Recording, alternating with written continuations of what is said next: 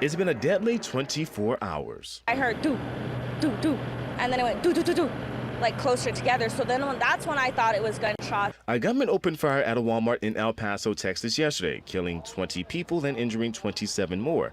And that shooting is being investigated as domestic terrorism.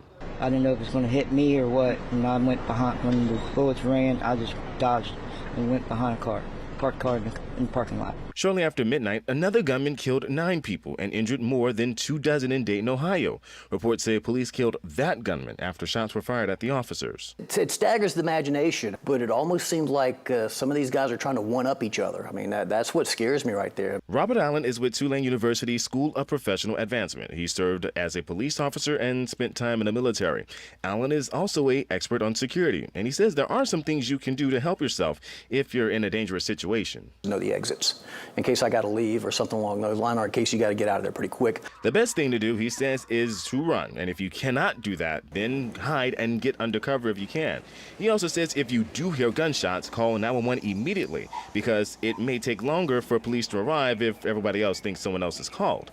And in the worst case scenario, if you are confronted by a gunman, then you do what you got to do to protect yourself, protect your family. According to the Gun Violence Archive, there have been more than 250 mass shootings so far this year.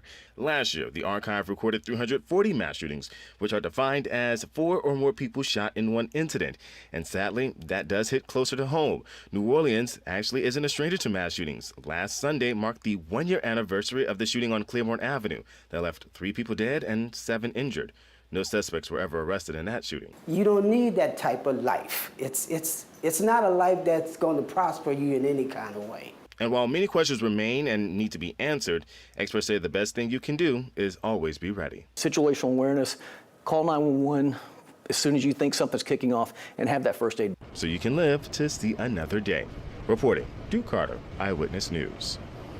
The number of people killed in mass shootings this year is 49 people. That includes victims from El Paso, Dayton, Virginia Beach, Aurora, Illinois, and Gilroy. Last year, 55 people were killed in 5 different mass shootings, and total 104 people died in 2 years.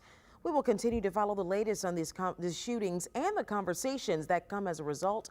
That'll all be tonight on Eyewitness News at 10 o'clock.